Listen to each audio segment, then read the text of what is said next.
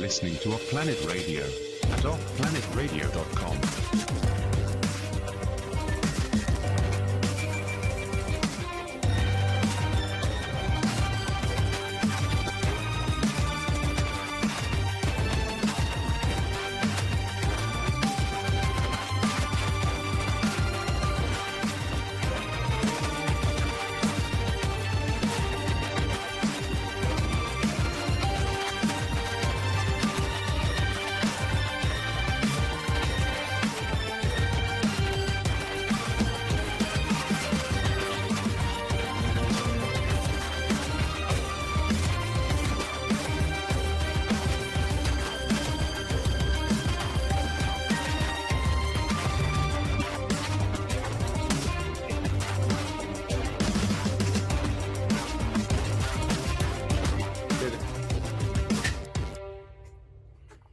Welcome to Off Planet Radio, Off Planet TV. I'm Randy Moggins, and Emily is here with me.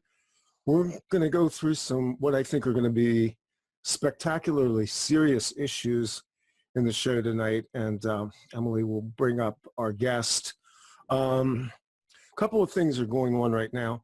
As we go through a transition here, we're obviously not on a network anymore, so what we need to do is we need to be the network. So as these shows go out and you are blessed by them, you resonate with the information that we're putting out, we're asking you to pass these shows around, put them on your Facebook, tweet them, do all of the things that you do in social media. That helps us to push this thing out. I've not been aggressive about pushing YouTube channel or actually the website as well. The website is offplanetradio.com, where you can go and find a backlog of just hundreds of shows are there. So the idea here is basically you are the network and we are the platform, and we're going to go forward. We hope in the very near future to begin doing live shows again on our own platform. We need an audience to do this. So that's kind of a shout out to the people out there of how we make this work, how we don't get ourselves involved in the politics of networks and the necessity of raising money and doing advertising. This is a free will offering that Emily and I do. We put our energy into it.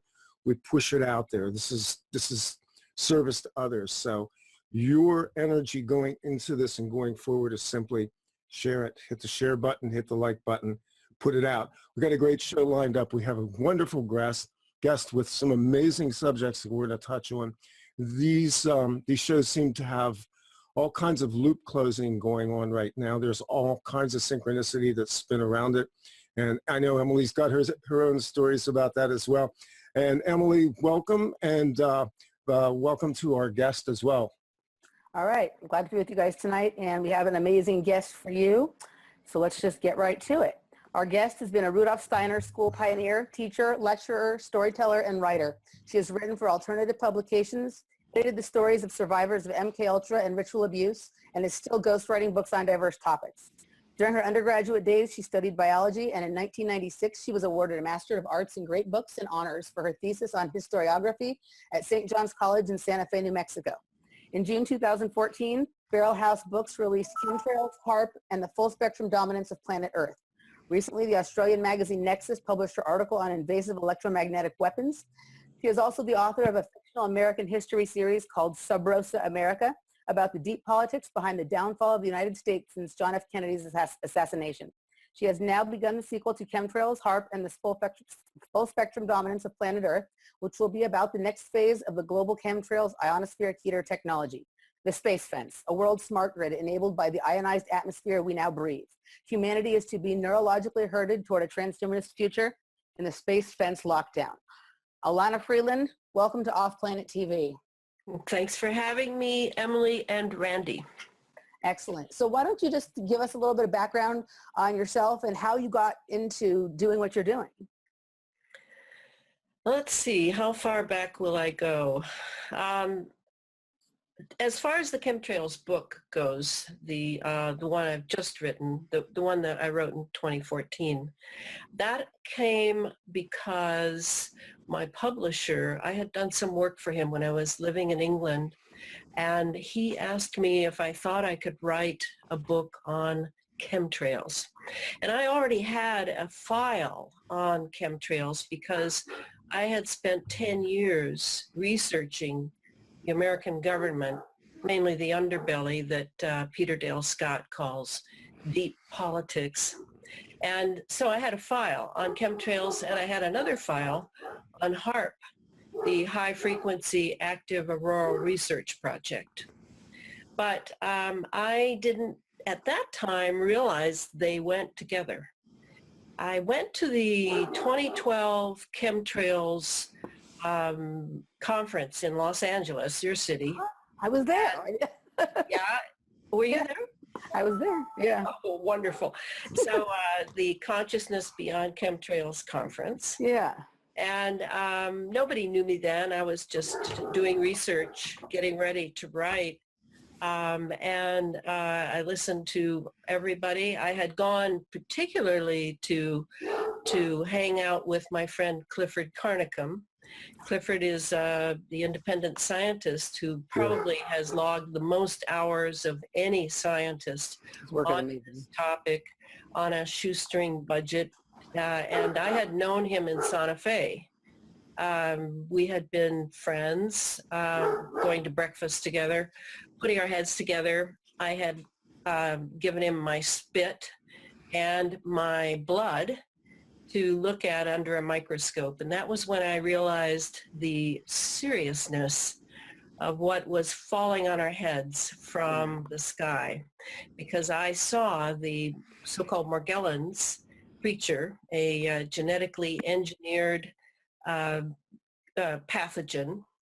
I saw it munching on my red blood cells through the microscope.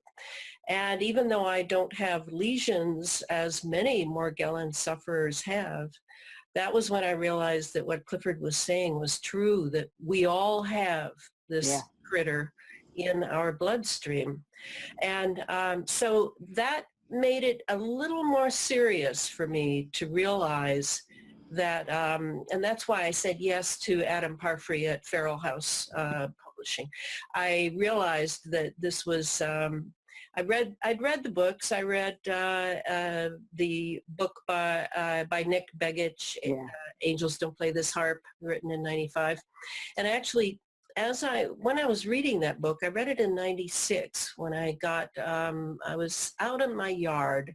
I remember the day very well. It was about fall, and I was raking up some leaves and enjoying the day when suddenly a military chopper came right over my house and stayed there about 5 minutes, freaked out my whole neighborhood, and probably gave me my XY coordinates so that they would know where I lived. Yeah. And that came, I believe, because I had been reading Angels Don't Play This Harp at a substitute teacher job a couple days before, and a couple of teachers had sat down. I was in the faculty room, and two of the male teachers said, "Oh, what are you reading?" And so I began to hold forth on the very little I knew at that point.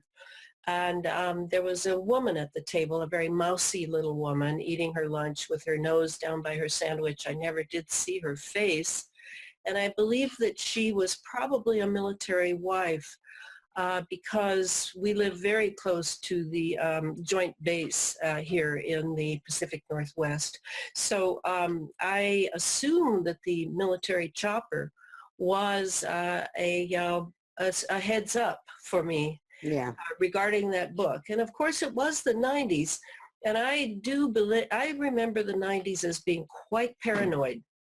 Yeah. Much less so now, I believe, because it's a done deal. It's already accomplished. Everything. Exactly. That's exactly what it is. Yes. Yeah. I mean, some people are still being killed and people are still being targeted. I understand that. But it's not like it was in the 90s when my phone was tapped with a click, click, click after that event. And I had somebody coming into my little apartment and moving things around to make me feel crazy. So I feel very safe now in writing about this issue. I actually, unfortunately, feel I might be doing them a favor by clarifying the technology for the layman who read. I mean, most Americans don't read anymore. So I just feel that these books, and I'm now finishing the Space Fence book, I feel that I am a witness to my time, and that this is probably the most important event that at least I can see for the future. And that's why I feel like this is the exact thing I should have been doing, even though when I was a young woman, I was bent on being an artistic writer. And that's why I wrote the Sub Rosa America series, 5 books about America since Kennedy's assassination. And I think that's the short story on how I got here in doing this. And it's been 3 years of my life so far, closer to 4 now, with 2 books under my belt on this topic.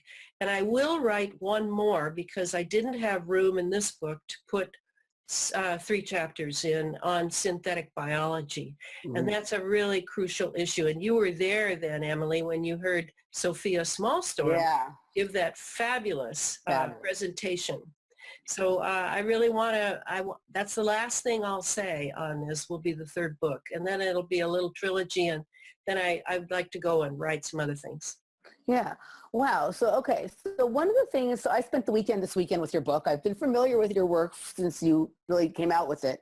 Heard you on many interviews and discussed it with lots of people, but I spent the weekend with your book. And one of the things I've always liked about you, and your book was true to that, is that you synthesize the information that is coming from a lot of different sources and different researchers. It seems like a lot of the other researchers into chemtrails and HAARP, if they get onto sort of one version of the issue and they just stay there, sometimes almost to the denial or exclusion of the fact that these other things exist. Like some people will discuss chemtrails, but deny that Morgellons exists. Some will say that HAARP exists, but not chemtrails. You know, like it's this weird thing. You really synthesize it well, and I think pay the proper respect to the different researchers in the different areas when the way you pull your information together. I really appreciate that about your work. Can you just for our listeners who maybe haven't read your book or aren't familiar with your work, can you explain to them? They all know, I think, what chemtrails are and what HAARP is, but can you explain to them how these things are working together and what's going on because of this? Yes, and that's the crucial thing.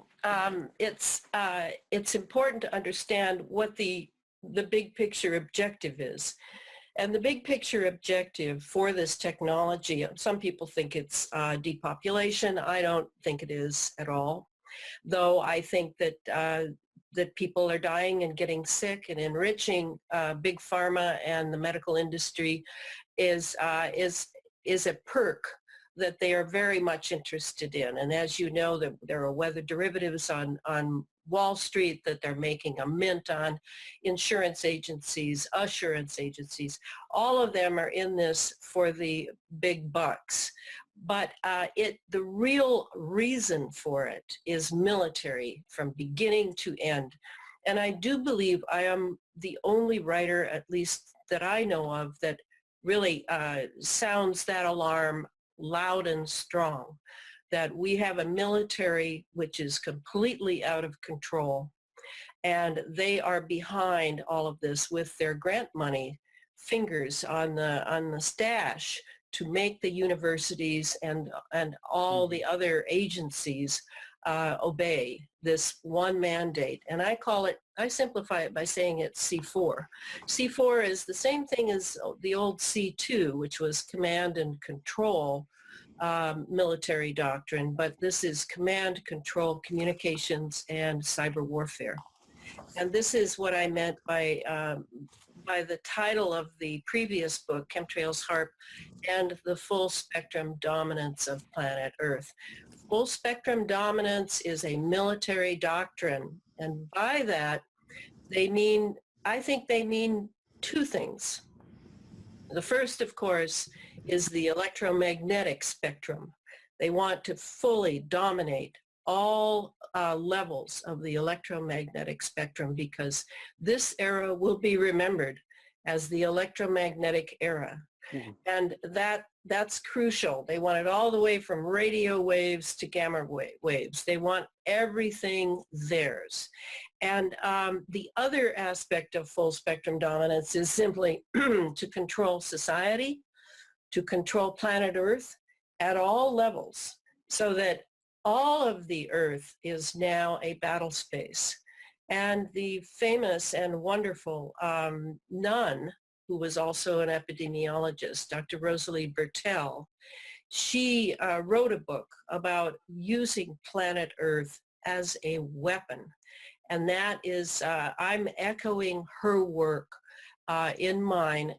And I particularly, in the Chemtrails Heart book, I really wanted to just sort of document everything that we knew up to then. Because I'm telling you, in the last 2 years since that book came out, there is a whole lot more that's happened. Yeah. And even when my publisher said, I need I need the manuscript by the end of September, if you want to see the book come out in a year, because he needs a year to work on it. Well, I was kind of disgruntled over that, because by a year from now, They'll all be different. it'll all be different.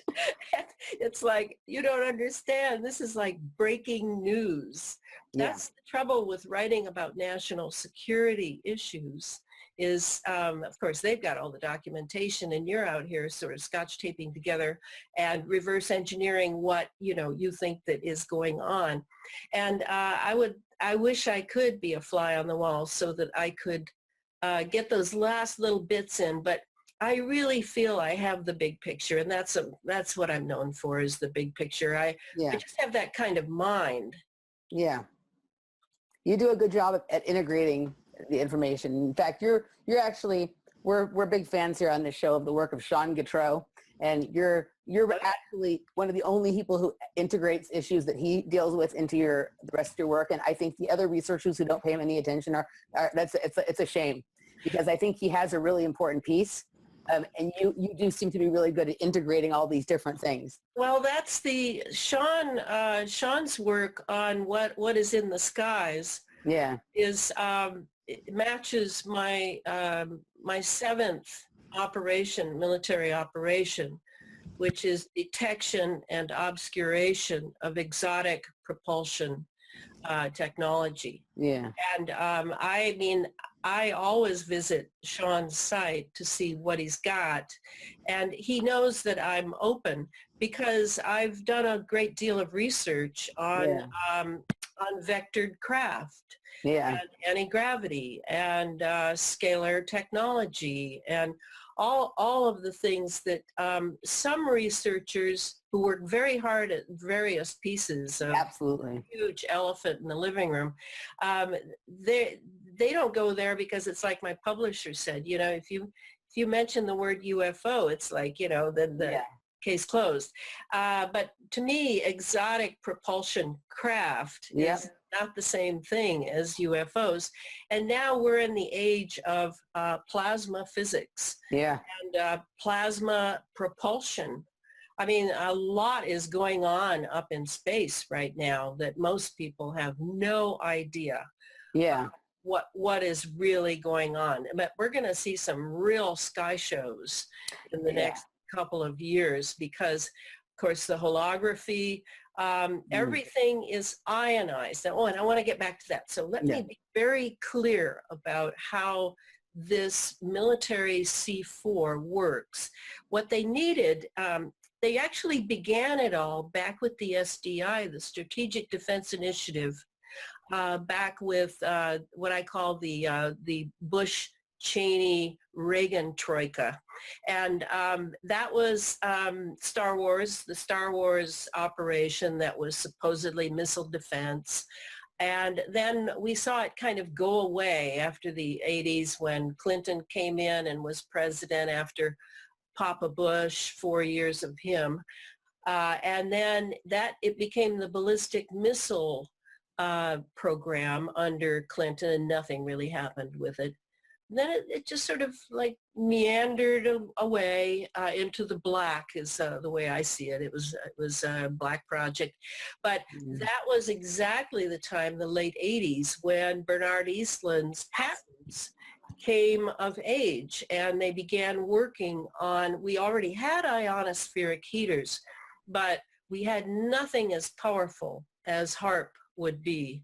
And HARP was an amazing piece of technology, phased array antennas, zapping the ionosphere, creating, popping off those electrons from the atoms, activating them, drawing them down along the magnetic lines of force, and bringing them into the lower atmosphere. This was always the objective, not just for over-the-horizon radar and submarine communications. That was just a teeny-weeny part of what was going on.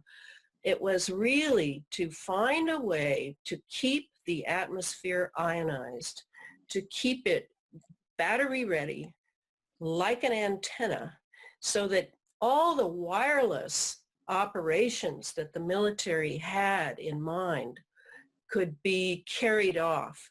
And, you know, this all began with the Russians too, when they had the woodpecker. I mean, this has been the desire for decades to ionize. I mean, in the 50s, they were blowing off bombs in the Van Allen belts. They were trying to find some way to get that energy up in space down here where it could be utilized for operations. So that's what HARP did. HARP, the variety of experiments that HARP was used for, really, really helped to do that piece, the ionizing of the atmosphere. But how do you keep it ionized after you've got the energy down here? Do you have to keep going? Well, you have to lay chemtrails. You've got to lay those conductive heavy metal nanoparticulates. Got to have those filtering down slowly, slowly, slowly, like aluminum. That's why there's so much aluminum. It's very light, and it's very conductive, and it's very cheap. So down, down, down it comes. And now you can get that radio frequency in there and just zap this and zap that, move weather systems so that off the South Pacific, so that California is a drought experiment now going on 5 years. Move that moisture up the coast using ship trails of the U.S. Navy, using radio frequency, using starfire lasers along the west to bump it up to the jet stream waiting over Vancouver Island, and then cruise it east and south for the weather events that you would like to experiment with and see how you can build them, maybe even minimize them, maybe make a nice little disaster for Halliburton so they can come in and make their profits. This is weather engineering is a done deal. And we now do, there is no natural weather that I know of. That was just, so there's a couple strings, that was where I was going to go next, but there's a couple strings I want to pull out here. It always seems that without me, I always, at this point, I expect that there's going to be some funny synchronicities or coincidences or connections, but I never know what they're going to be. So I was very surprised when I started reading your book this weekend and found the extensive amount of information about Bernard Eastland, and that he had worked with APTI for ARCO. My mother was the high-level financial analyst for ARCO. So I asked her. Now, my mom had a stroke recently, so her memory isn't what it used to be, but I can still get good information from her sometimes. I asked her if she was familiar with Bernard Eastland, or if she was in any way aware of the HARP or the oil sands up in Alaska and all that kind of thing. And she said she wasn't specifically aware of Bernard Eastland, or she doesn't think she had heard of HARP. She was aware of the tar sand, the oil sands, that big, reserve of them up there. But this is what she did say. She said that she was aware that there was all sorts of things. There's the front face of the company that is just, okay, we drill for oil, we refine oil, we sell oil. That they were involved in all sorts of things that that most people who work there knew nothing about, and that they should never have been involved in. And she started working for them in the early 70s. And she said she recognized pretty quickly back then that there was, always something else going on there besides what the stuff that she was working on. She could see it in the budget, kind of thing. Oh, well, she was working for APTI. I mean, that's all completely CIA connected. Well, she was working for ARCO. She was working for Atlantic Richfield. And ARCO. Yeah. And ARCO. So it was a CIA operation. Whenever you see the word Raytheon, you're talking CIA. Yeah. There's no question. Yeah. So I'm sure your mom couldn't help but, I'm sure that she was vetted and they were keeping track of what she did and who she was, because these are all real high security operations. Yeah. And that, I think Eastland, sadly, I don't think he realized how used he was. Yeah, I think that's and for a lot of these people. He went his own way, but I did notice that he died right after his last patent. So I don't think there's any way to have a free life and work for these corporations at all. Yeah. So that was an interesting synchronicity. Then what you kind of got into was the ionization of the atmosphere, and then do we have any natural weather? And so then the other synchronicity with the show was, I was just telling you before we got started here, and I'll share with everybody else, that I live in Southern California, and I've been, while I should have been happy that there hasn't been chemtrail spraying all summer, I was suspicious the whole time, because like, what, do they just suddenly decide they don't want to do it anymore? No. But it's been very clear skies, no spraying for 3 months, and almost even no clouds, which I found was odd. But, that abruptly came to an end today, which is, of course, I suspected over the weekend that might happen. But, of course, when we're having you on the show, then they graced me with a sky full of chemtrails and, heat trapped in 10 degrees higher temperature than we've been having. But I was telling you, and maybe what you were just talking about gets into this, and maybe you can explain what I'm looking at. During that period of time when I didn't see any chemtrails, I noticed that the sky didn't look normal, that it looked almost fake. It feels as it's closing in. Like, it's almost like I feel like I can reach out and touch what used to be really far away. And there's like it's not the normal blue even the blue that it's been the last several years with all the spray. This is a very silvery blue, and it feels screen-like. I almost feel sometimes like if I can just reach far enough, I'll be able to touch a screen. Do you have any idea what this is? What is going on? Oh yeah. I mean, because of nanoparticulates being so small, you can't see them.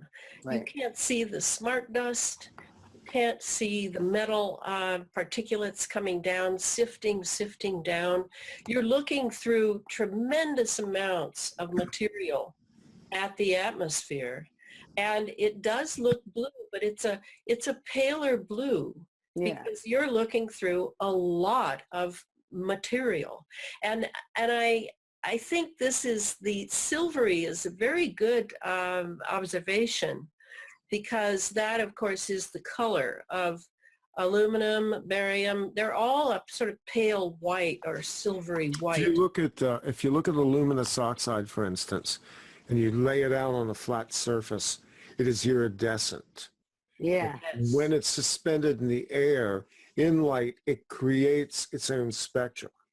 It's like a very shifted spectrum that you see when you see aluminous oxide. You add to that barium and strontium and all the other heavy metals that are laced into this, you obviously have a very different atmosphere than you had before all of this was introduced.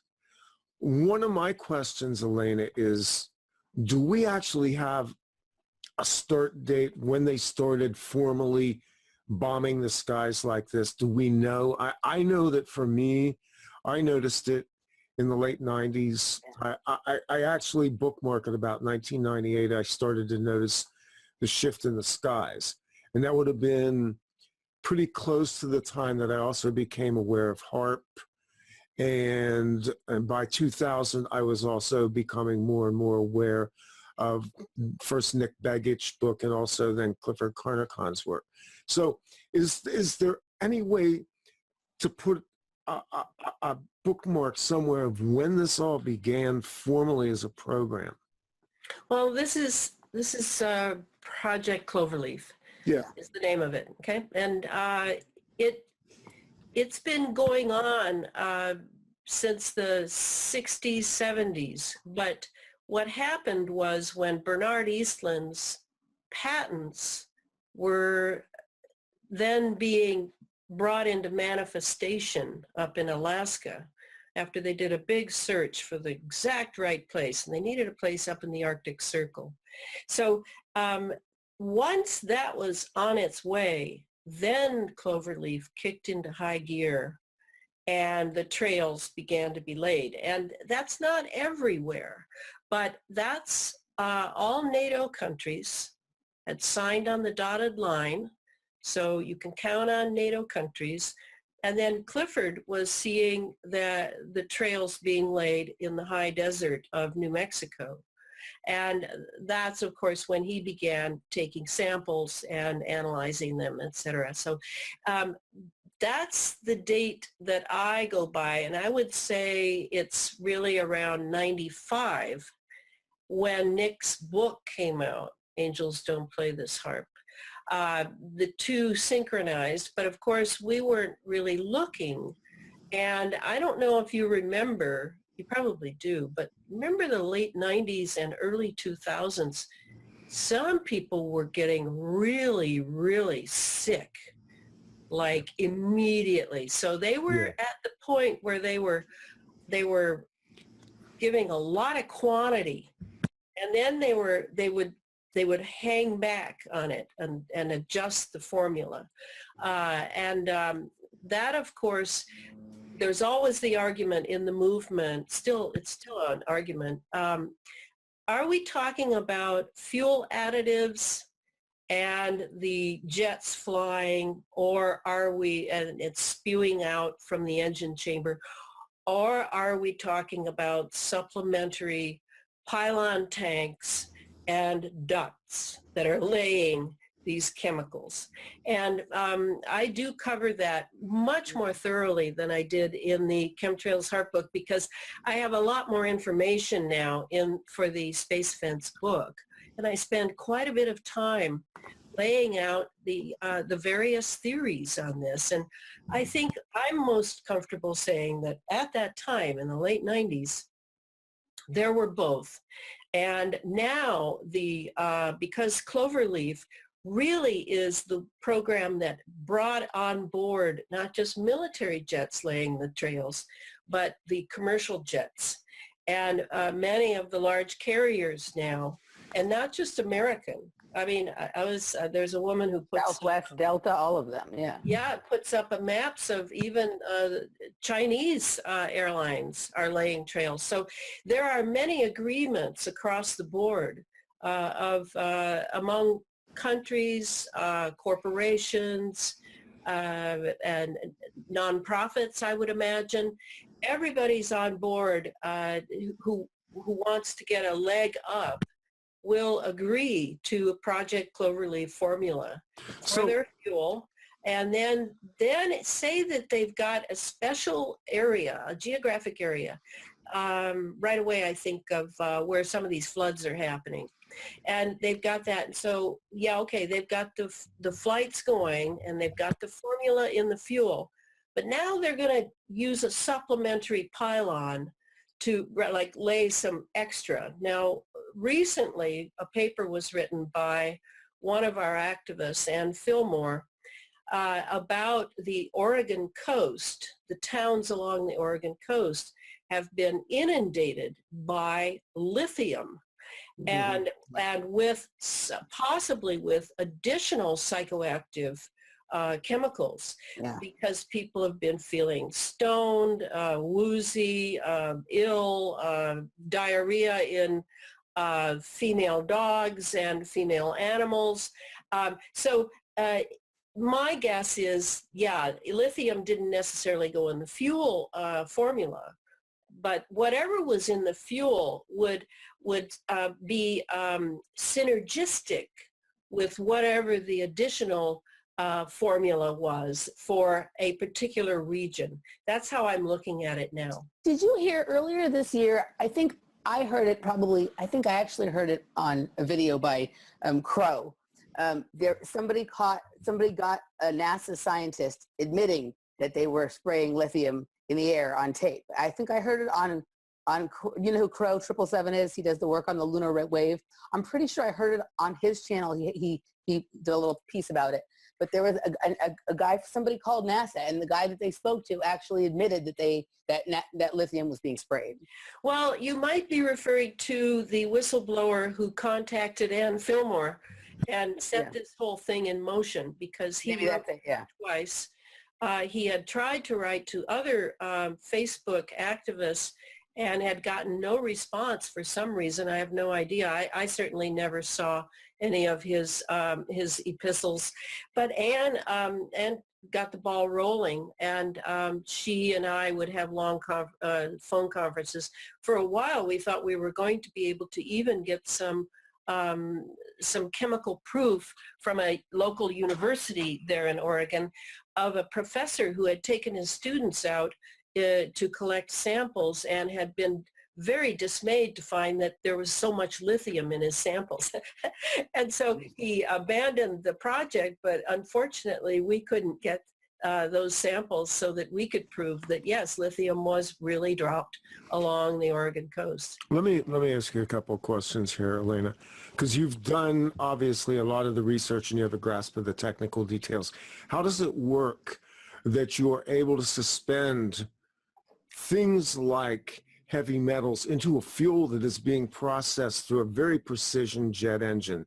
Do you have any sense of how that functions? Oh, yes. Okay. Yeah, it's called pyrolysis, and that's the science. It's a way of combusting heavy, like nanoparticulate heavy metals, and they, in the chemical process of the heat combustion, will be transmuted into other compounds. And what the best person on this, and I have him in the Space Fence book, is Harold Kautzvella. And Harold, I've interviewed Harold. Yes, Harold he's got both things going. He's got the black goo thing, which is pretty far out for people. And then he has this wonderful paper on the engine pyrolysis. And that's what I've included in the book. And I sent it to Harold, and he gave me a couple of corrections. And so that's going to be in there as one of the theories. I mean, another theory is that, it's mostly sulfur that's being used to deliver the chemtrails. That's the matrix that the chemicals are in, is a sulfur matrix. Another person is saying that it's coal fly ash. So, yeah, we have, and to me, this is just one small part of it. Yes, I would love to know the exact absolute answer, but there are so many other things going on with this technology that I try to pay attention to the other things, because there's so many good people paying attention to the delivery system itself. Yeah, actually, anecdotally, in 2010, 2011, I was flying into Phoenix, Arizona, circling over Phoenix, coming down into what would be your landing altitudes, your altitude circling to go into the airport. So we're maybe 18 to 22,000 feet in the air still, because we're still not going in. To my side of the plane, I look up and I see a smaller plane coming in, I'll say less than 1,000 feet above the plane, maybe 1,200, 1,400 feet. Small craft comes beside the jet that I'm flying in, and then begins to open up something that begins laying down these trails as we're flying in. I believe that craft was evergreen. I have every reason to believe that. Once I got on the ground, I began poking around a little bit and talking to some of the people there, and they pointed me to Evergreen. And in fact, we even drove out to where Evergreen was operating outside of Flagstaff. So having said all that, it looks like this is multimodal in terms of the use of commercial, military, and very specialized craft that are being done by these military industrial complex contractors. Right. So I agree. It's interesting you were just talking about Arizona. When I first noticed, I'm a little younger than the two of you. When I first noticed, I think when I was little, I used to see what was called skywriting in the sky. You know, remember when they used to do that kind of stuff? And then I didn't see that for a long time. And then when I was in 1997, I lived in Tucson, Arizona. And I would drive frequently from Tucson to Phoenix. I was coaching gymnastics, and we had a lot of gymnastics competitions up there. Also, I'd go up there, visit people, and go shopping, whatever.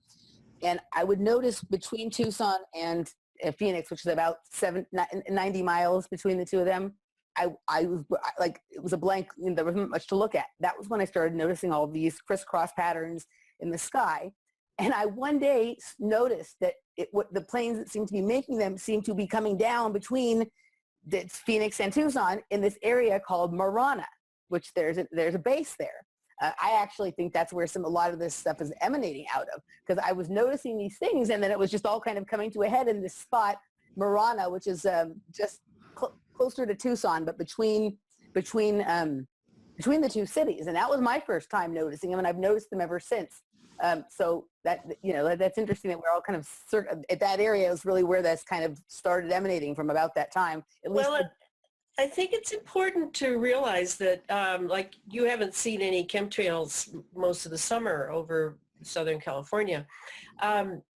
Every region in at least NATO countries, and those are the people I'm in touch with, people in NATO countries. I'm not really in touch with anyone in China or Russia and places like that. Some places are getting inundated. Yeah. You have to understand, and I know you do, that whatever the agenda is driven regionally. And there will be bases like Marana and Evergreen Air. There will be places in like the Southwest, in Texas, in the Southeast, in the East Coast, that are sort of chemtrail center. But so many people gauge the delivery of chemtrails according to what they're seeing in their teeny weeny postage stamp sky. And that is simply not how it is. This is a global process, and it has to be global because they want C4. They want communications. They want to enclose the entire Earth in a bubble that is ionized and ready to go at 24/7. And to do that, one person who has talked about where the money comes from for this, my gosh, the money, is Catherine Austin Fitts, who talks about the breakaway civilization. And Farrell, too. James Farrell, he talks about it. So there is obviously another level of finance behind this, and that's what happened for me in going to the space fence, is thanks to Billy Hayes, who is known as the HARP man. Billy has been a friend of mine and a great advisor to me in all things chemtrails and HARP and space fence. Billy has directed me to look at how now we're returning to the Strategic Defense Initiative. And now we have the ionized atmosphere. So now we can do what initially was the idea of what was called then a shield. Now I will call a fence, because this fence is actually being laid above the planet. And on the planet, you have the entire infrastructure, so that first of all, they're using the weather systems to activate and keep active the ionized process in the atmosphere. That, as you know, this is an electric universe. Yeah. And by triggering big weather events, whether they have lightning or not, but there's storms, and these are all electrical.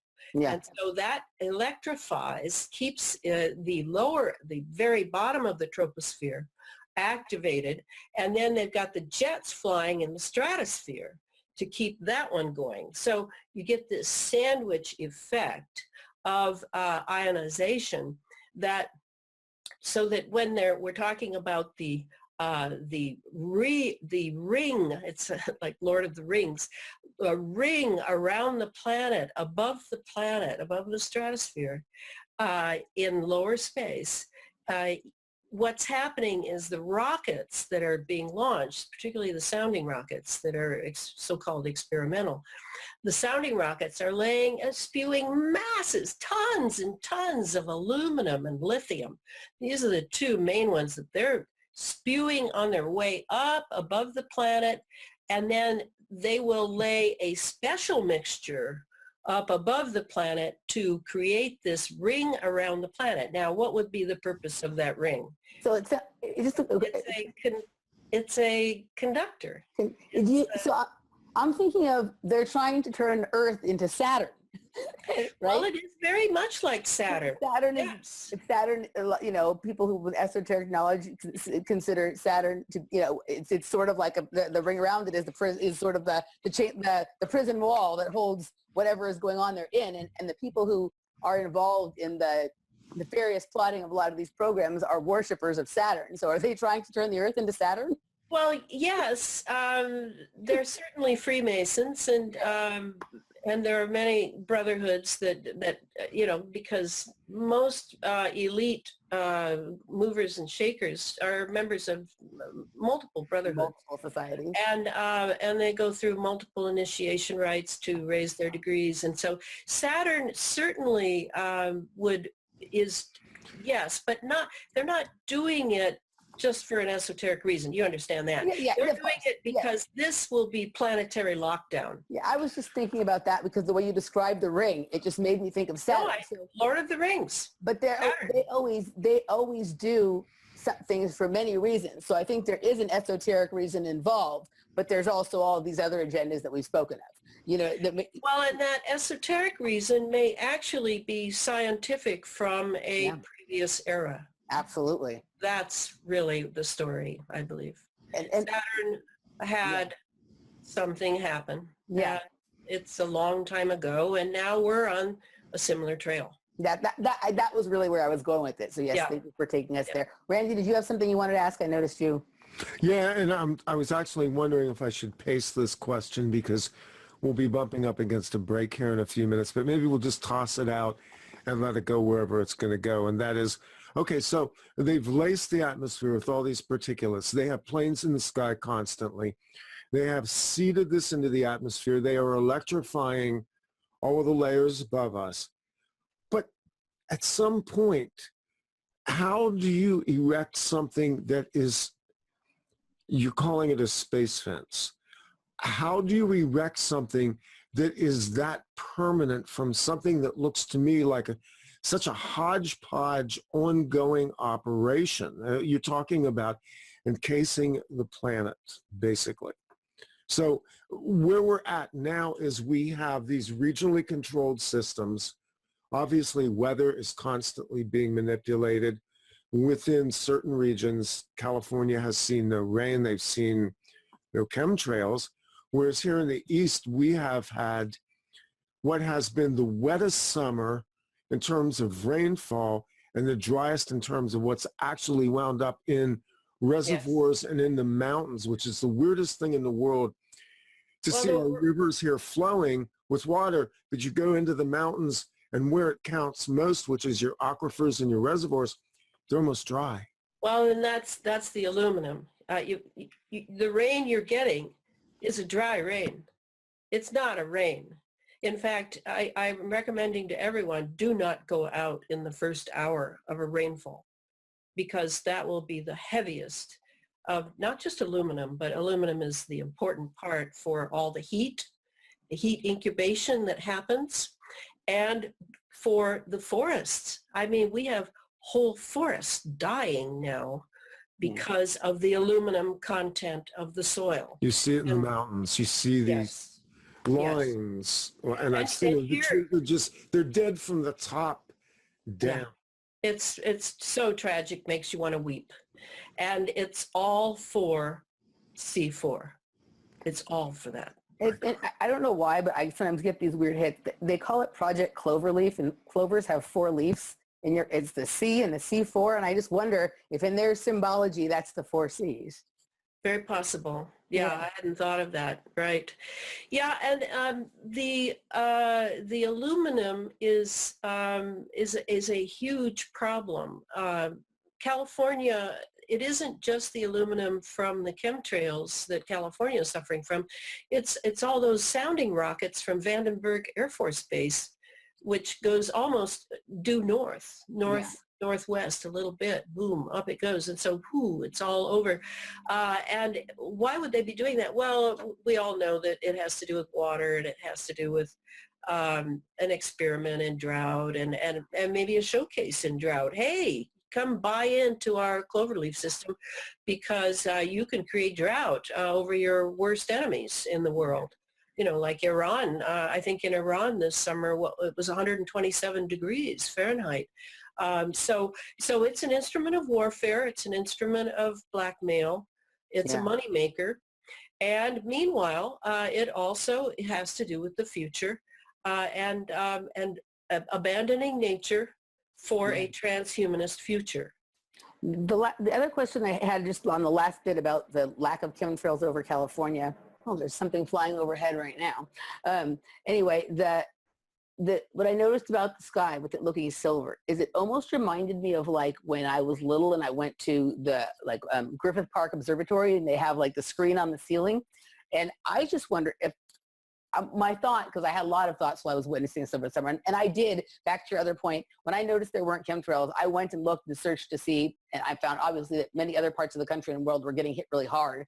The only other place I could hear at the same time that I could find out at the same time was not being chemtrailed all summer seemed to be Houston, seemed to be having the same kind of a summer we did. But I wonder, I was feeling like, well, maybe they're done with their project. Maybe they've turned the sky over California into a movie screen and they're getting ready for the show. And they're going to give it to us with the holograms, with, broadcasting things off the sky, both sound and visuals and whatnot. Like, it made me wonder, is that like, have they done a thick enough job of laying things that the screen is ready to go and it's waiting for showtime? I tend to think California they've got it going and it's fine and they can tweak it a little bit. They've got the Navy ships 200 miles off the coast that can lay a few ship trails and then they can zap them. And, it's not a big operation. It looks to me like it's possible they are paying attention to a very large operation, which is a synthetic sun. There's a lot of reports going on of a second sun, a synthetic sun, Nibiru, X-planet, whatever. And that I have noticed that before, that it's as though they have the attention span maybe of a 3-year-old, and they'll just kind of swing over here and work on that, and then meanwhile just kind of tweak this and that, and wait for the weather seasons that they're most interested in to produce big weather events again.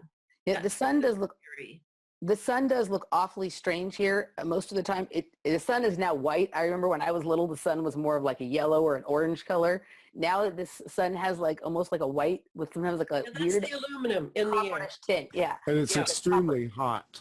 Yeah, it's one of the things I'm noticing. Here in the East, which is temperate, I'm noticing as we got towards the end of summer, these cooler breezes started to come in. So the air temperature itself is actually quite comfortable. But when you walk into sunlight or sitting in a car, especially where you have that greenhouse effect, that sun is intensely hot and focused. Yeah. I don't quite know how to describe it, except that, I've lived over 50 years outside walking around, so I'm somewhat familiar with what it should look and feel like. It feels like somebody put a magnifying glass on the sun. Well, they have in a way, because those aluminum particulates are just flashing and flashing and flashing. I mean, we have the same thing here in the cool Pacific Northwest. The sun comes out, should be a happy experience. Go outside, you feel like it's peeling your skin off. Yeah. So again, you can't see it. It's going to be a challenge for everyone. We're living in a nanoparticulate age. Yeah. It's in our food. It's in our clothes. It's in our medicines. It's in everything. They're spewing nanobots into the air. Millions and millions and millions of them. We're ingesting them. We're breathing them in. They're on our skin. This is our dilemma. This is our dilemma. And everyone's talking about the weather. And yes, I absolutely say it's all engineered, period. Yeah. That's Case closed. Now, let's look at these other issues that are really going to play havoc on our health. And the in utero children, the future generations, the food growing, you can't grow in aluminum soil. It's not going to work. So it's how huge it is, and at some point we should look at a few of the possible remedies for that, because there are ways to live in this without being depressed. I'm not depressed. I'm pissed off is what I am. Yeah. And I am committed. I am so committed. And, and people say, oh, well, aren't you afraid you'll be targeted? But you know what? You already are. Whatever. Whatever. I have to keep going on this. And because this is about the future. This is an entire world at stake. And we have this, there were times in the past when Americans, had they awakened and had they not been so self-consumed with their little pleasures and their little conveniences. I can't, I'm a 60s person. I have never allowed myself to fall into that trap. I live on the edge. I keep on the edge so that I stay awake and I'm able to do things for the reason I came to this planet in the first place. So I really feel that instead of, oh my, it's terrible, I'm going to bury my head, or I'm just going to take drugs, I'm going to take antidepressants. No, let's look at this. Let's look at it in the face. And what can we do to, first of all, take care of ourselves, because without ourselves, we can't do any good in the world. And then how can we help those around us to face this, especially the ones who don't know yet. They really don't know yet. All right. So them sometimes. So this is a good place to take for the break. When we come back, we can get into some of that. What's going on with these particulates that are now inside of our body, what it's doing to our health, and what it's doing to our minds, what we can do to mitigate some of this. That's what we'll talk about when we get back. We're going to go out to break now, and I have some music for us. And I have a track called Full Spectrum Dominance, the Triforce remix by the artist Bass to Pain Converter. We'll be back. This is Off Planet TV.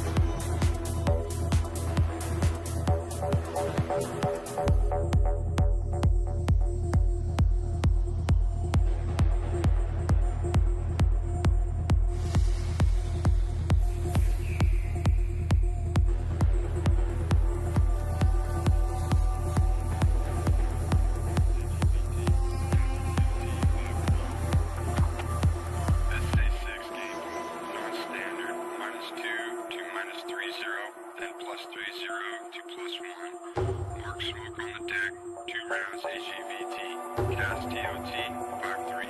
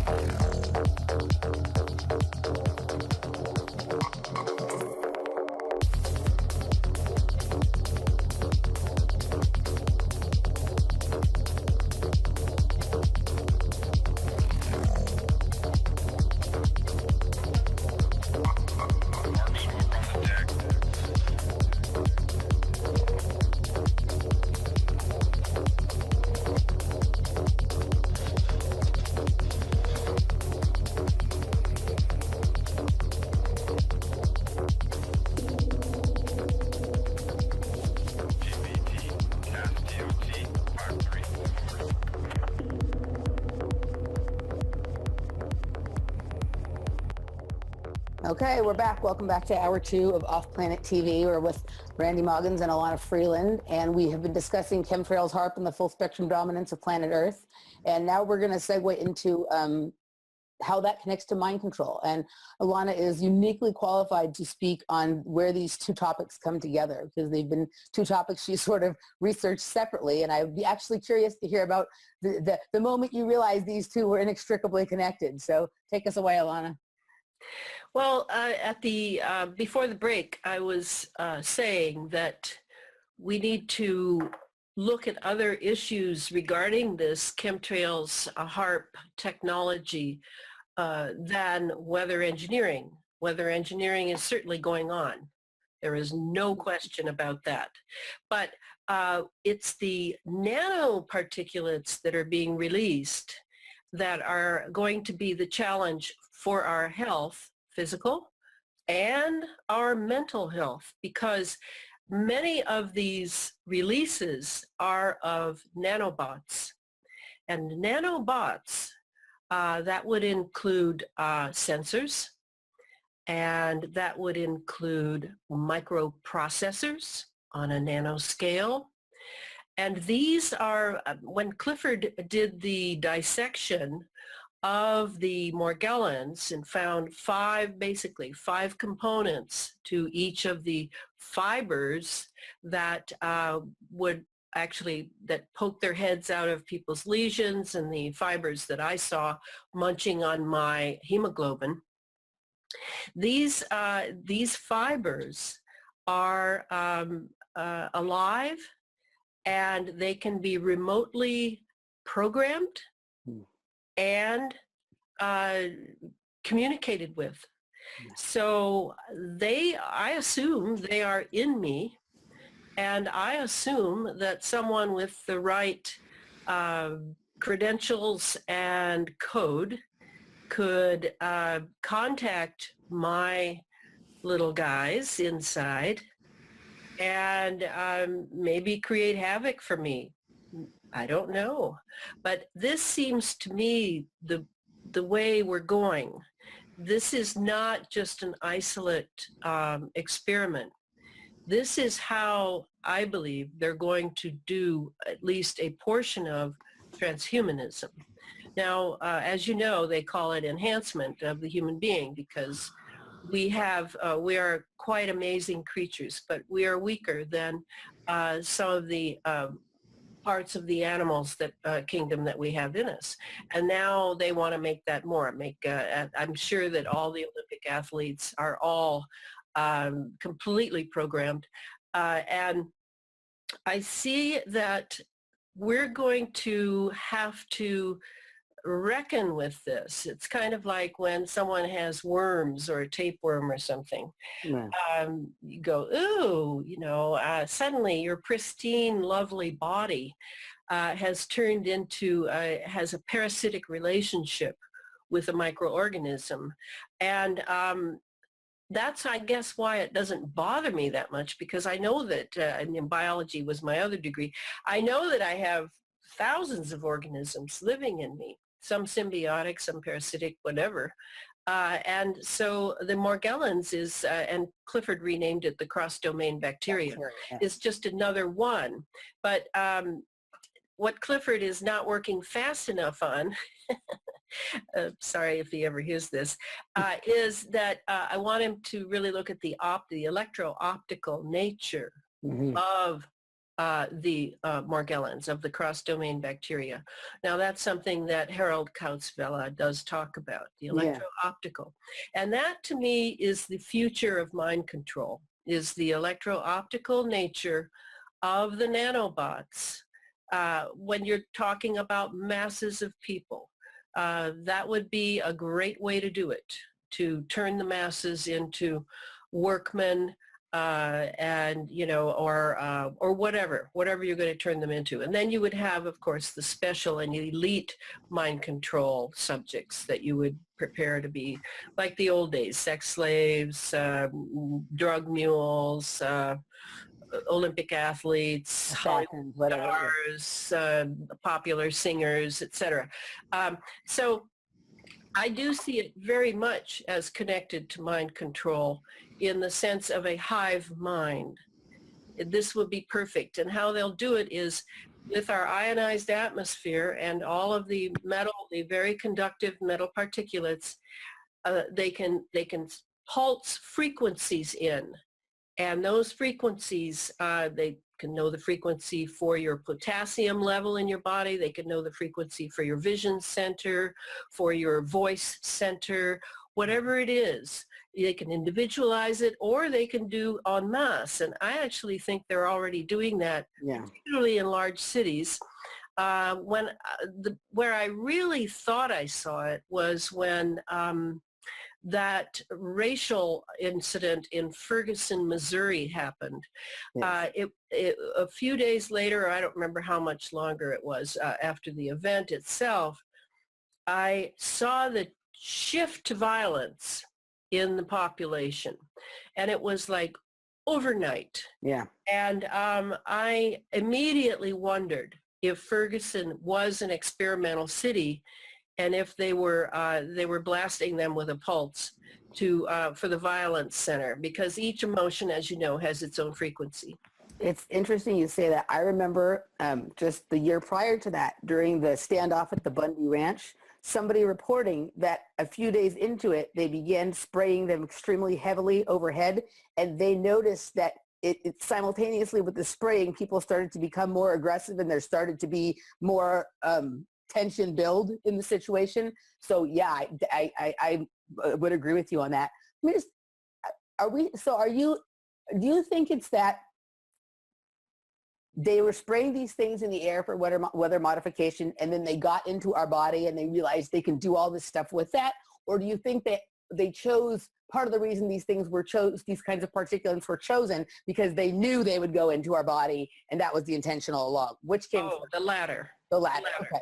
I mean, you can't have a history of MK Ultra and how chemically astute it was. They had 149 sub-projects, and most of them were chemical. They know a lot about our frequencies, and the only thing they lacked, as I said, is the ionized atmosphere. That was the thing they needed, the last thing they needed. Okay, so I agree with you. So that it was that mind control part of the agenda was always there, and then they needed this external thing that's the great enhancer, the force multiplier, as they like to call it, right? Okay. Yeah, and I actually wondered if that's why there's certainly a case for saying, well, the military would want weather to be a force multiplier instead of a force debilitator. Like, how many generals have stood and watched some big rainstorm come in and destroy their battle plans, that sort of thing. But that seems too simplistic to me. I would think that they wanted the force multiplier because they need to have an atmospheric control over society. I think for a while they might have had some people thinking, well, we'll just RFID everybody, we'll just they don't need to put a chip in everybody. And they went, whoa, this is a lot of trouble. Well, we could vaccinate everybody and get those chips in there. But really, how about if we just have them breathe them in? How about if we, Monsanto, dear CEO of Monsanto, how about if we start using your products to GMOs, we just kind of also genetically modify in something that will help us to have a amplify control. Yeah. So that's kind of how I view it. So you think like it's, I obviously, as you were saying, the people who designed MK Ultra and created such a thing, this has allowed them to go from direct trauma to create MK Ultra project, target, assets and things, to be able to doing it remotely, which adds for a lot of plausible deniability for them, which is great, but also makes them able to have many more people that they're doing this to, and a million different varieties of what they're doing and experimenting with. So yeah, like it just seems like the obvious next step from the things that they were doing back 60s, 70s. Well, it's the next step, but I mean, I think of targeted individuals as being probably the next step of MK Ultra, because it's still on an individual basis. There are still people being chosen, whether they're being chosen for this reason or that, I don't know. And it's the most worthless question that a targeted individual can sit around and ask themselves, because they're not probably going to figure it out. But what I'm talking about is just mass consciousness. Mass consciousness, and this is more along the lines, to me, of the Nazis. This was something that they wanted to have. And again, you cannot have it because electricity, electromagnetism will not travel through a vacuum. You have to have particulates. You have to have something that it can activate in order to keep it resonating. And that's the magic word that Dr. Robert O. Becker gave us, is the resonance is what is going to get us, because whatever pulse they're pulsing out here, we're going to resonate with it. That's just our nature. That's how our bodies and our brains are put together. And that is what they're counting on.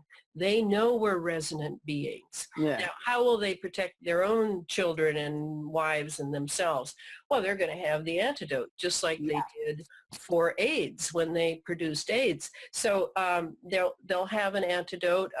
They won't have to crawl into a Faraday cage. They'll have something that maybe they can take a pill, maybe they'll take a shot, maybe it'll be, something on their head. I don't know what it'll be, but they always take care of themselves. Yes. And now I'd like to get to the next part of it, and then we can go anywhere you want. But okay. So the ray of hope here is, and it's to me more than a ray of hope, because I feel I'm living evidence of this, is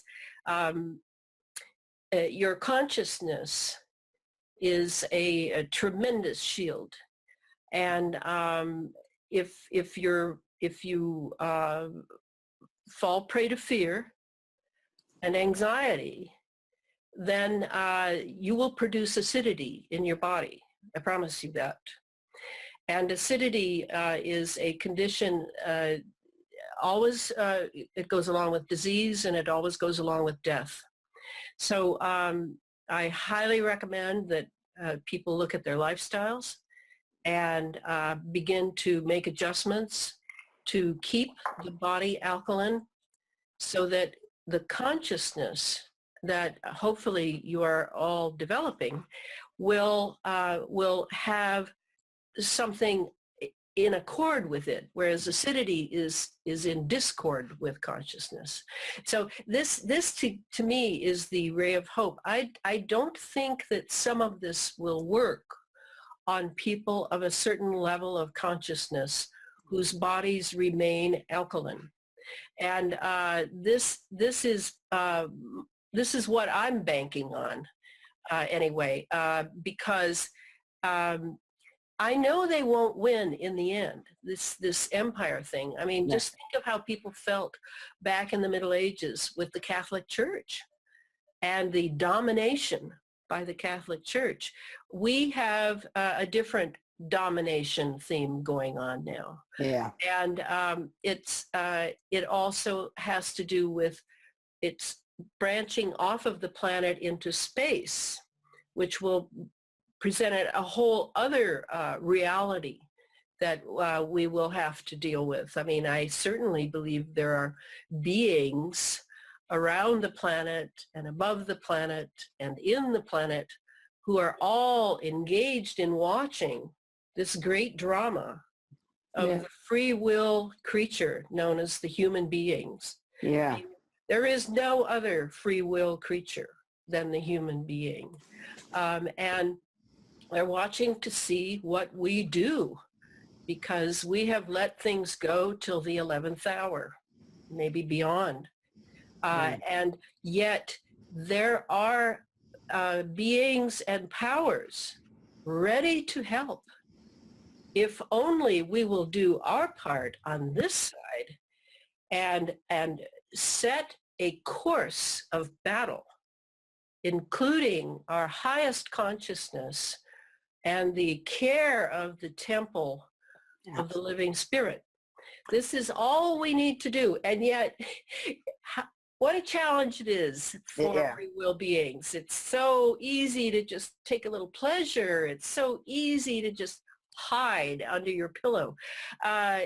How will we meet this challenge? And I really feel that the drama is at a high pitch now, and many beings are watching to see what we do, because all we have to do is reach out.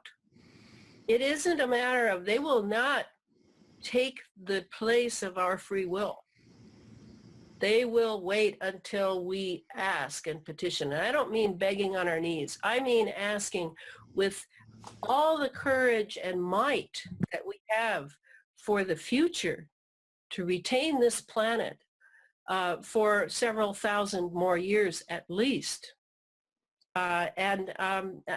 This is what I represent and what I want to represent. And for me, it's the reality. It's not a hope, really. It's what I'm banking on.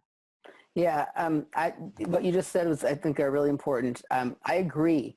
For many, many years, I was doing a lot of research, consuming a lot of information, and becoming very knowledgeable about stuff, but still really living from a place of fear and anxiety, and not honoring the free will that I have, and not being in control of my life. Getting my health under control was really the first step for me getting control of my life, and not being reactive, becoming proactive. And I would agree with you that I am so much less affected by this now, this kind of stuff, than I was back before I started that process.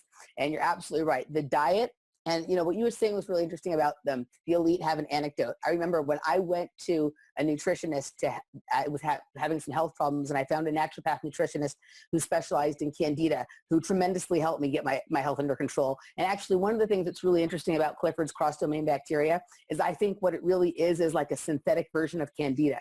And Candida can get your system way out of control. Once I got that under control, everything cleared, and I was able to sort of take care of the rest. But they may have the antidote, but it's entirely, they probably do have a pill or a serum or a blood cleansing thing that they do. But they also have the ability to afford to eat the foods you need to eat to be healthy. The diet that I eat now is incredibly expensive. So for a lot of people, that's a barrier. And I think that's, I would encourage people to eliminate other unnecessary things from their life so you can afford to eat the kind of diet that is necessary to take care of yourself. Now, it doesn't always have to be expensive, but the kind of food you eat, the kind of water you drink, these things all matter quite a bit. And I think that people would be surprised how how much better their brain works and how much clearer their consciousness and their conscience is once they have those things taken care of. I think that goes along with sort of what you were saying. What do you think? Right.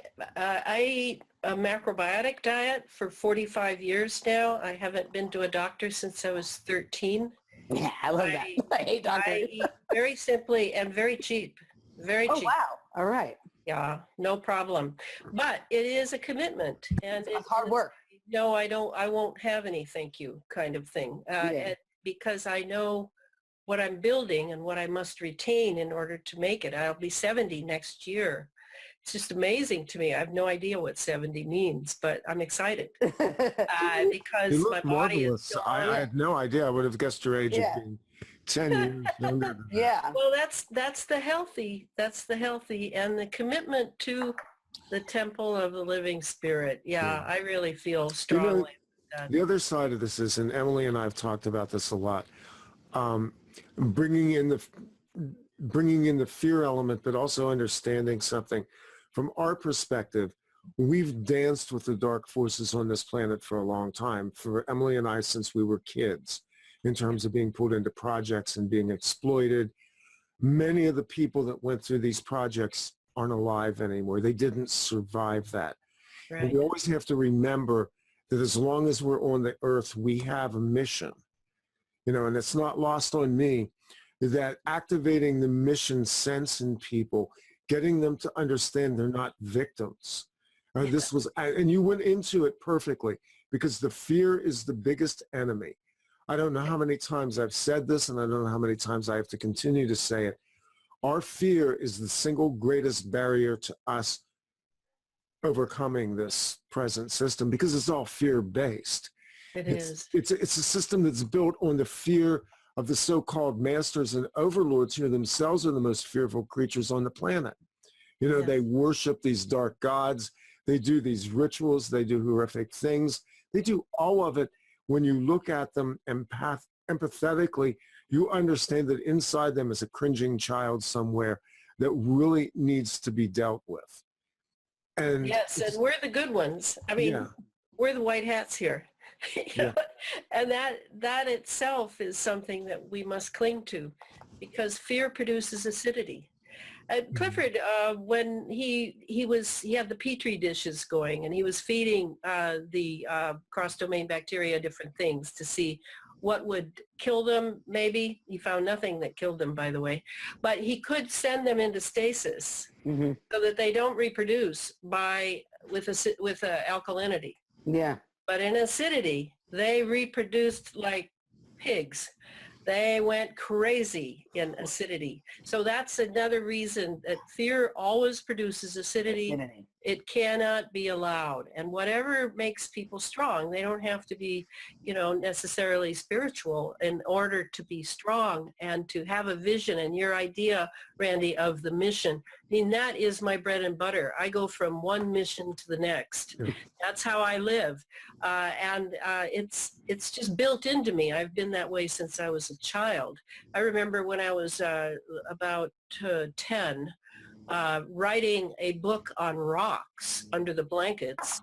I'd been to the museum in New York, and I was on fire for rocks. I had all my little rocks in there, and I was describing them, and and I had real tiny handwriting, and I mean, it was like, I don't think I've changed that much since then, except I'm not under the covers now.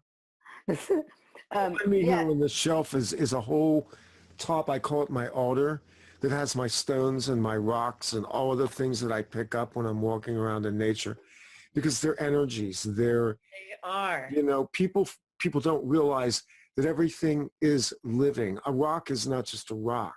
Yes. There is a sentience to these things and an energy. Yes. And again, this brings us into the shamanic side of this a little bit. When we reconnect back into those elementals, there's a marvelous healing and cleansing that goes on. I occasionally go out to the mountains, find a stream somewhere, and literally just stand there with my hands up like this, pulling the energy down from the sky into my feet through the water, because there's a natural energy force there. Yes. And people who do these kind of things, whatever is, you know, their particular bent to do, can begin to access the natural earth energies that I think these guys are trying to conquer and can't do. And I think that it doesn't matter how big the enemy is, and this enemy is quite big, it's quite well-funded, etc. It's untouchable in a way. Because we don't have to worry about it, because we have our private life. We have a private life. It doesn't mean that you need to be indulgent with it and to just have a private life. The private life should always be the place you go in yourself to strengthen yourself for your responsibilities to humanity. Yes. And that is the bottom line. And if you feel cut off from humanity because you're allowing yourself to believe in the illusion that everybody's stupid in traffic and everybody's out for themselves and nobody really cares about you, you have fallen for a huge illusion. You need to look a little deeper than that, because I believe we all chose to be here right now. Yeah. Otherwise, we'd be somewhere else another time. I am happy to be alive now because I have a real juicy enemy. And I am a warrior. You're a warrior. I was going to say Bottom that. to I was gonna, top. me too. I just, you know what I say about the beginning of the month, Emily, my warrior woke up again. Yeah, no, I think that's all true. I mean, I think that, you know, we're universal soldiers, and we've chosen to be on this battlefield at this time. Yes. And Yes, I'm a student. I don't know if you know this, Emily, but I'm a student of Rudolf Steiner. I do. I was a Waldorf teacher for many years, and I'm also still a student of Rudolf Steiner, who is a tremendous, tremendous initiate with amazing things ways to teach you how to really think. Yeah. And I've always been smart, but it was really my studies in Steiner that taught me how to merge my heart and my smart. Yeah. And now I have such an amazing capacity to think, big picture, et cetera, spiritual to a degree, you know, multi-level. And I owe it to Steiner. But Steiner said something that I always remember, and that is that humanity is the religion of the gods. Yeah, I love that. That's great. It's because of our free will. Angels don't have free will. No.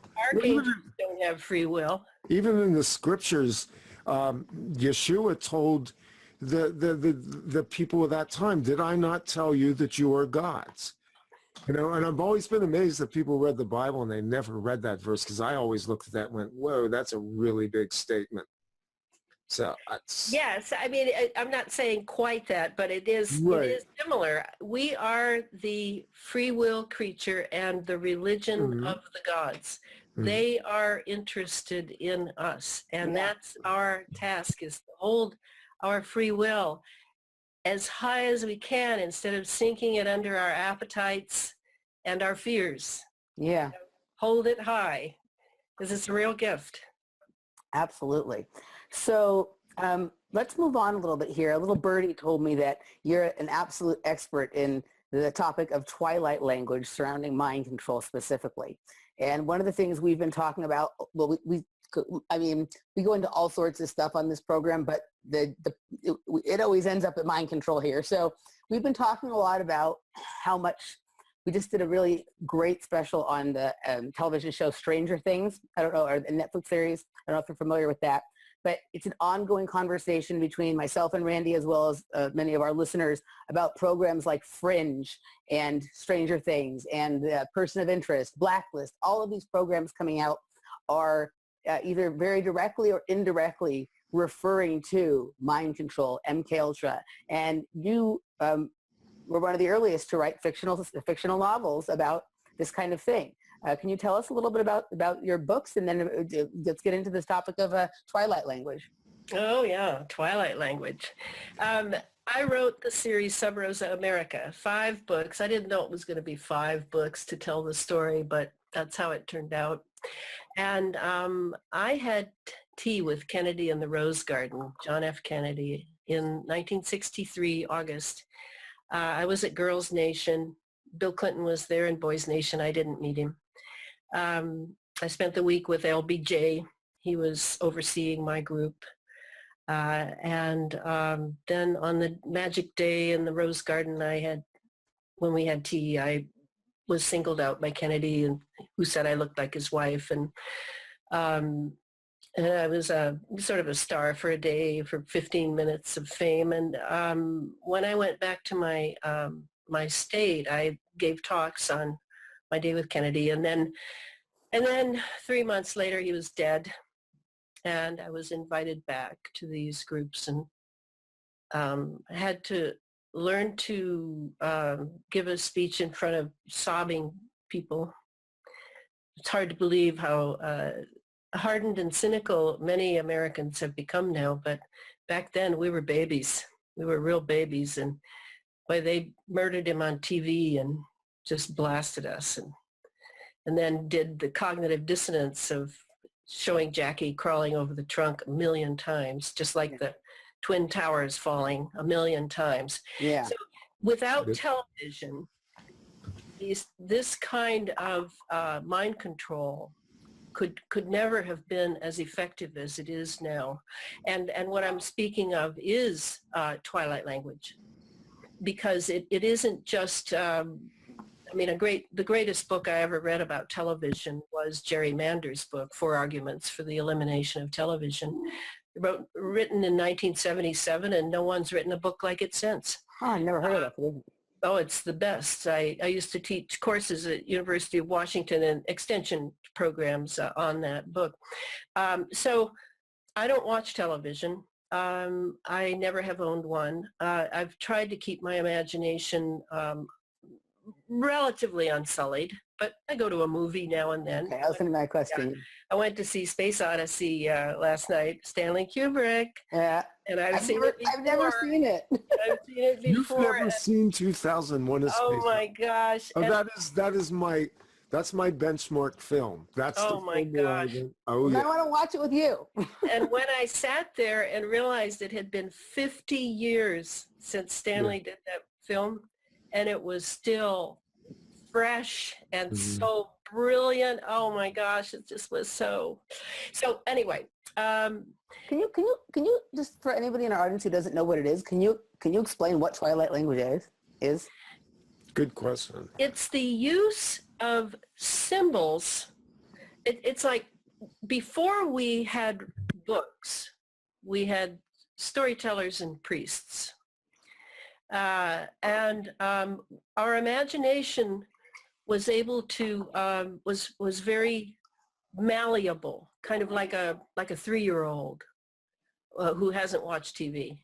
And the Catholic Church and Eastern Church and all manner of huge institutions back in before we had books were able to imprint on that subconscious imagination ability with symbols. And they would teach the people these symbols, and the people would believe in them. And these would be this would be truth for them. Is this sort of like sigil magic? Icons. Very much so. And if you ever read the amazing book and terrible title, The Origins of Consciousness and the Breakdown of Julian the James, Mind, yes. by Julian James. That's a benchmark text for me. He talks about how the right brain was dominant until about the 14th or 15th century. And that right brain was not just malleable and very childlike, but it was also, according to Julian Jayne, that he'd read through Homer's Iliad and Odyssey, and he had seen that when Achilles said that Athena was standing beside him on the battlefield, she was. He could see her because his right brain was perceiving her. For receptors, the right brain was basically, and correct me if I'm wrong, because my understanding is the right brain was basically the receptor. Yes, but it was a perceiver as well. Yes, yeah. Yeah. So he really could see her. And then when the left brain, the neocortex, began to come forward in its development and Homer, for people who don't know, would have been around 500 BC.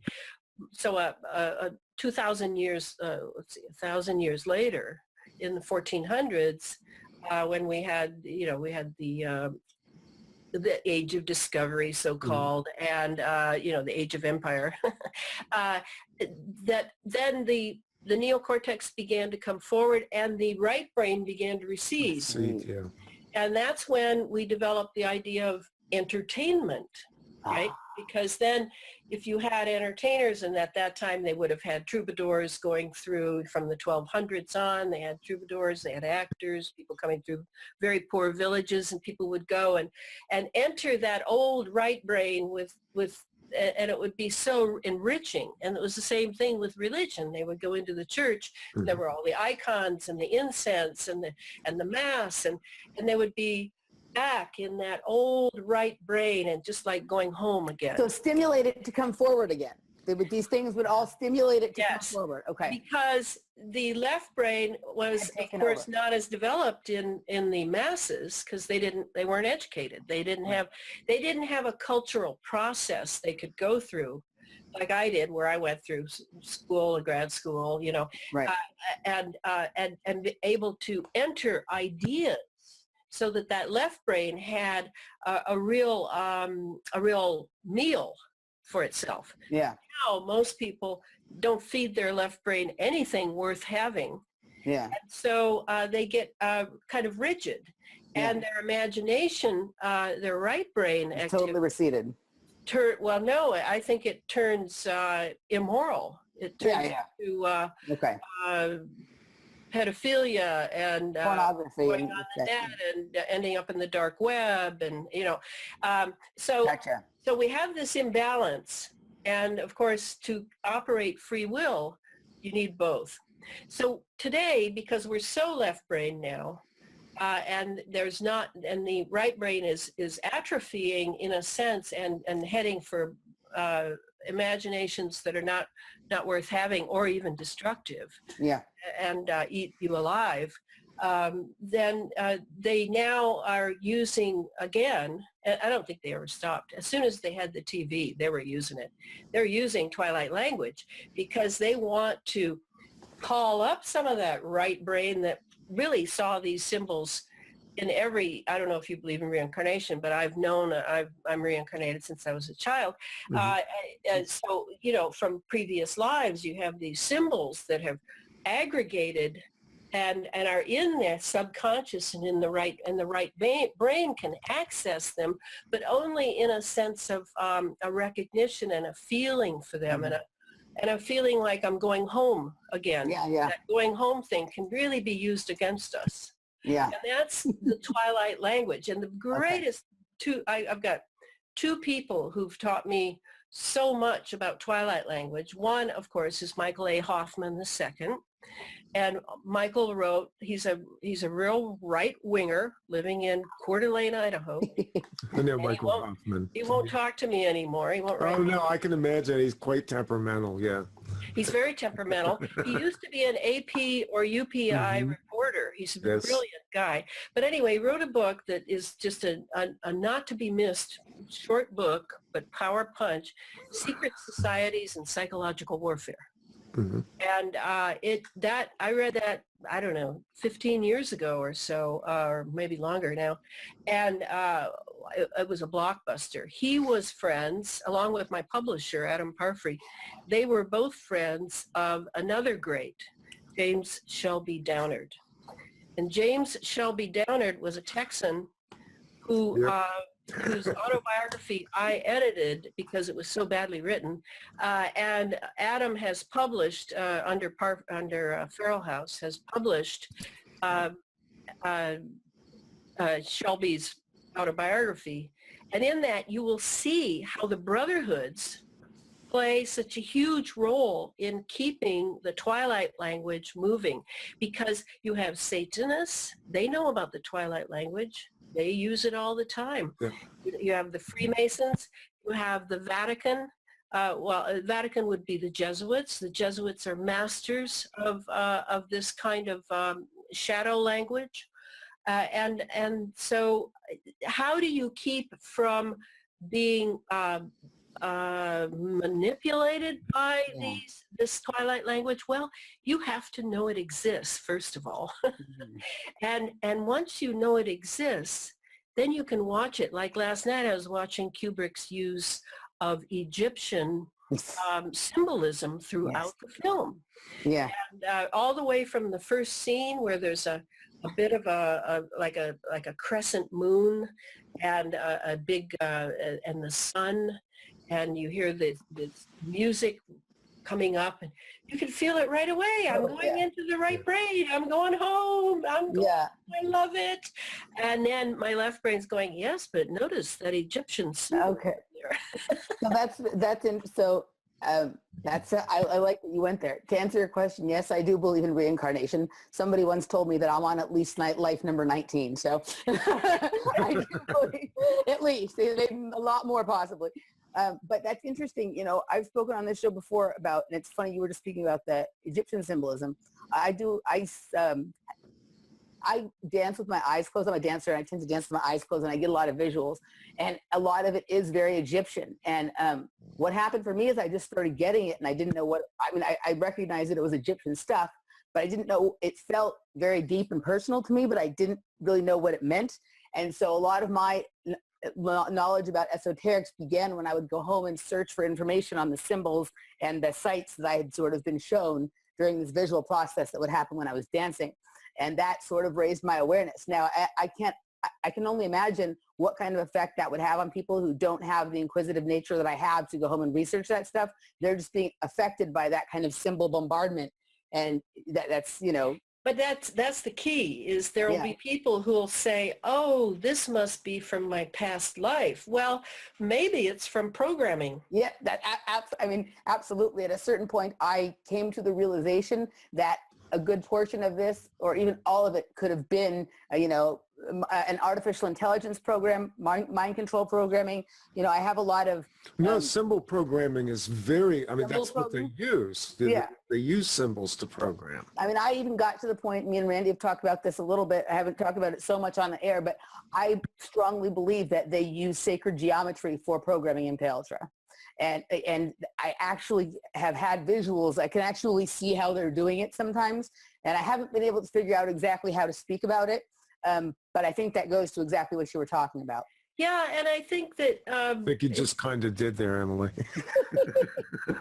It's kind of hard for us because we hear about these old religions, and, it's kind of like how people are about... Very bizarre to me, how anything, it's called Orientalism. Anything Asian is like the Dalai Lama. Well, it's not magical to me. The CIA brought him out when China attacked Tibet and cut a deal with him, and who knows what's happened to him since then. And so, I mean, to me, it's important to realize that these things are what we should go into to look at it with as much objectivity as we can bear, because the romanticism of the right brain may not be our friend. Yeah. And it may just be sort of like smelling, apple pie, and mom's baking the apple pie from thousands of years ago, and we'd like to go into them. But we have a job to do here. And that's what we need to concentrate on. Yeah. And not be swayed and taken out into a la-la land of one sort or another. And it's tough. I mean, it's not tough for me because I'm a knowledge freak, but I watch people, and it's so easy to be hoodwinked, and that's a Masonic word. Of course. And they know how to We do talked about it on this show before. Yeah. Yes, they know. They're experts, and the Jesuits are experts. And these people have not gone away, and they are not nice people. The high degree ones, the low degree ones just send in their dues, so that their money can be used for terrible things. But I think that Twilight language, like in a poem, you'll have Twilight language there too, but it's sort of enclosed in the poem. And that's all right, that's all right.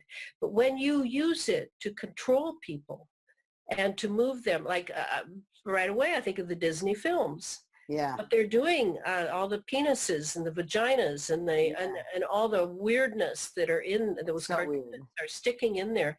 That's all going into the subconscious. And that will not be a friend to that child.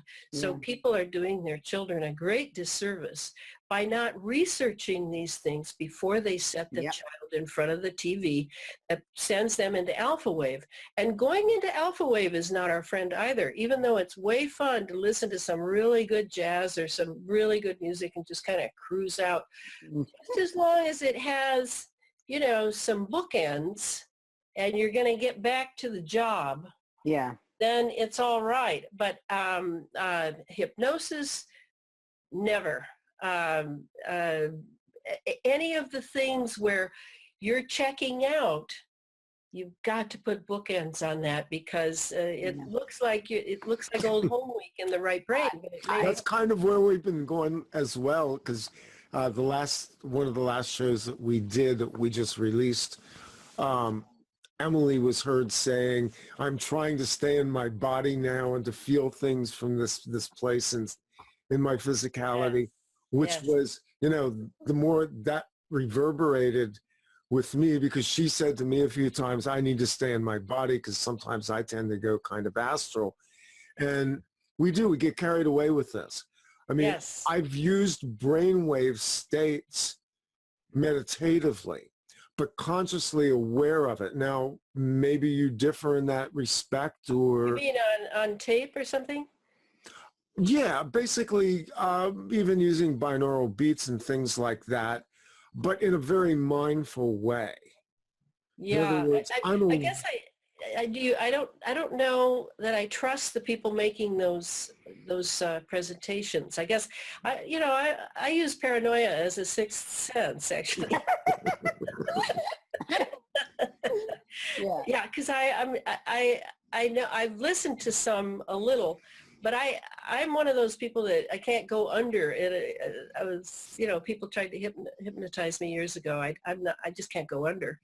But it isn't that I was a professional storyteller for many years, decades. I know hundreds of myths, legends, and fairy tales. And believe me, I can weave the spell for the people in front of me. And I'm in it too. I'm in that story. And now, is that a Steiner thing with the myths, legends, and fairy tales? Because Yes, I know yes. that Well, that's integrated into Waldorf. Yes, we tell a different Yes. theme every year because phylogeny recapitulates ontogeny, because each one of those children has lived a life that matches the fairy tale, matches the fable, matches the myth, matches the legend, and etc. But anyway, from that I became a professional storyteller, because when I was a kid I was like a liar. I lied all the time. I didn't know the difference between lying and fantasy. Yeah. And even as an adult, I had to finally screw myself down pretty tight, because I still could go way out there. Yeah. And now that's, I can't do that anymore. I'm just here. And I think the thing I wanted to say about being in your body, Emily, is this world is sacred. A lot of people say a lot of bad things about this world, and humanity is so bad. Oh, come on now. A few are really bad, but most people are decent people. Yeah. kind of weakened. But this world is sacred and holy, and it needs to be redeemed by those who love it. Yeah. And to love this world is not to allow yourself to cruise out too far for too long, but to really remain with the beauty and the wonder of this world. And, when I leave this world, I will be looking forward to my next life here when I'll come back and really kick butt. Yeah, I think you're doing a pretty good job kicking butt in this life too. Yeah, thank you for that. I actually, my body used to be the scariest place for me, and I wanted to be anywhere but that. But these days, it's the only place I really feel comfortable. So I think that's, it was really helpful to my controllers and programmers to have me out of my body. I was a lot easier to control that way than I am. Yes, that's how they do it. That's how they do it. I do, I still enjoy I love dancing and I love the musical experience, and I'll let myself go get lost in it for a few minutes, but then right back, check in with myself, go again. Yeah. Whereas I used to just be able to check out for hours and just be, I mean, it was amazing. And I'm glad I went through it, because I wouldn't be in the spot I am now to be able to share some of these experiences and the things I learned. And actually a lot of the things, because I've always been inquisitive and I've always been very good at paying attention, I actually was able to figure out a lot of this stuff because of that time I spent there. But I'm lucky. It's possible I wouldn't have survived that. So I'm lucky to have, and I know that I just can't do that. I can look for a little bit, and then I have to pull back, debrief myself. Okay, look for a little bit. But if the choice is between being able to be here and even if it means I have to never go there, then that's the choice. I have to be here. So yeah, I agree. Very good. Very good. It's a process. It's a process. We're a process. We're not a product. We're a process. Yeah, absolutely. Randy, do you have anything else you want to say? No, I just feel like a space cadet right now, because I still really... Hey, that's not how I wanted you to feel. No, we're much more grounded now than we used to be. That actually is part of it. You're talking about telling stories, and stories themselves take us into a place of imagination, and the imagination is underdeveloped in this left brain westernized world. Right. And it's probably the greatest frustration I have, is the creative impulse, and that so much of that is lost in our culture now because of this passivity that we have. How do we engage the system? How do we creatively take all this information that we just put together over the last almost 2 hours, engage the information, engage all of the things that we've talked about, and creatively find solutions for all of this? I know that you're part of doing that, so just that's a great place for us to go out on. Well, it's so simple. It's just get rid of those things that are too convenient and too comfortable. I don't mean your bed. I mean like a television, or watching too many movies because you're kind of checking out, even if they're good movies, even if they're documentaries. We have too much information, and we're glutted with it. We can't digest it, and we need more of a self-solitude. I mean, I don't expect people to be like me. I spend almost all my time alone writing.